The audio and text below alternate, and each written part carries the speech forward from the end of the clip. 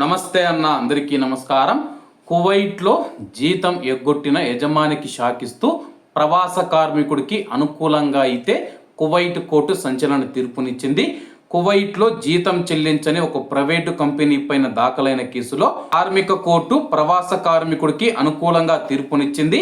గత 6 నెలలుగా సదరు కంపెనీ కార్మికుడికి జీతం చెల్లించలేదని రుజువు కావడంతో ప్రస్తుత స్పాన్సర్ యజమాని అనుమతి లేకుండా మరొక యజమానికి వద్దకు అకామా వర్క్ పర్మిట్ను మార్చుకునేందుకు కోర్టు గ్రీన్ సిగ్నల్ ఇచ్చింది. దీనితో పాటు బకాయి ఉన్న జీతాన్ని, అదనపు పని గంటలు, ఓవర్ టైం ఏదైతే ఉందో ఆ యొక్క వేతనాన్ని కార్మికుడికి వెంటనే చెల్లించాలని చెప్పి కోర్టు సదరు కంపెనీకి ఆదేశాలు జారీ చేసింది. గత 4 ఏళ్లుగా ఈ కంపెనీలో పనిచేస్తూ ఉన్న ఒక కార్మికుడు న్యాయం కోసం కోర్టును ఆశ్రయించాడు. నెలల తరబడి జీతం రాకపోవడంతో తీవ్ర ఆర్థిక ఇబ్బందులు ఎదుర్కొన్నాను, అప్పులు చేసి తోటి ఉద్యోగుల సహాయంతో జీవితాన్ని వెళ్లదీశానని ప్రవాస కార్మికుడు తన యొక్క పిటిషన్లో పేర్కొన్నాడు. జీతాల బకాయిల కోసం కంపెనీని పలుమార్లు సంప్రదించినా ఎలాంటి స్పందన రాలేదని చెప్పి కోర్టుకు తెలియజేశాడు. జీతం ఆలస్యం అవుతూ ఉన్న నేపథ్యంలో మానవ వనరుల శాఖ public authority for man power నిబంధనల ప్రకారం కార్మికుడు మరో చోటికి అకామా బదిలీ కోసం దరఖాస్తు చేసుకున్నాడు. అయితే జీతం అడిగినందుకు ప్రతీకారంగా కంపెనీ యాజమాన్యం అతడిపైన కంపెనీ నుంచి పారిపోయాడంటూ తప్పుడు ఫిర్యాదు నమోదు చేసింది. అంతేకాకుండా ప్రవాస కార్మికుడు తమకు పోటీగా ఉండే మరో సంస్థలో చేరుతున్నాడని, దీనివల్ల తమ యొక్క వ్యాపార రహస్యాలు లీక్ అయ్యే ప్రమాదం ఉందని కంపెనీ అధికారులు కోర్టులో వాదించారు.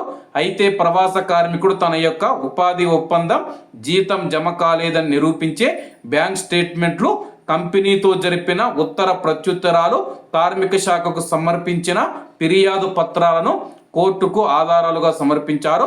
మరోవైపు కార్మికుడు స్వచ్ఛందంగానే ఉద్యోగాన్ని వదిలేశాడని కంపెనీ వాదించింది. అందువల్ల అతడి యొక్క రిక్రూట్మెంట్ ఖర్చులు, శిక్షణా ఖర్చులు, విమాన టికెట్ ఖర్చులను కార్మికుడి నుంచి వసూలు చేసి తమకు ఇప్పించాలని, అలాగే పోటీ సంస్థకు అకామా మార్చుకోకుండా, అంటే మరో కంపెనీకి అకామా మార్చుకోకుండా నిరోధించాలని చెప్పి కంపెనీ కోర్టును కోరింది.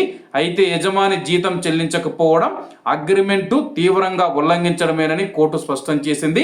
కార్మికుడి ప్రాథమిక హక్కు అయిన జీతాన్ని నిరాకరించడం చెల్లదని, ఈ నేపథ్యంలో కార్మికుడికి రావాల్సిన 6 నెలల జీతాలు, 4 ఏళ్ల సర్వీస్ ప్రయోజనాలు, end of service benefits, over time వేతనాన్ని చెల్లించాలని చెప్పి కోర్టు ఉత్తర్వులను జారీ చేసింది.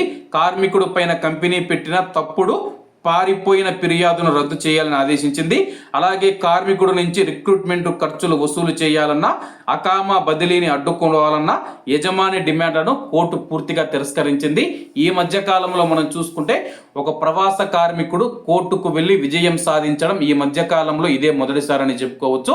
మరి మీ కంపెనీలలో, మీ ఇళ్లలో సరైన సమయానికి జీతాలు ఇస్తూ ఉన్నారా లేదా కామెంట్ రూపంలో తెలియజేయండి. ఈ యొక్క ప్రవాస కార్మికుడు కోర్టుకు వెళ్ళి పోరాడాడు. ఇలా కోర్టుకు వెళ్ళి పోరాడలేక చాలా మంది అయితే నష్టపోతూ ఉన్నారు. కాబట్టి అందరూ బాగుండాలి, అందులో మనం ఉండాలి. అందరికీ నమస్తే అన్న, జై హింద్.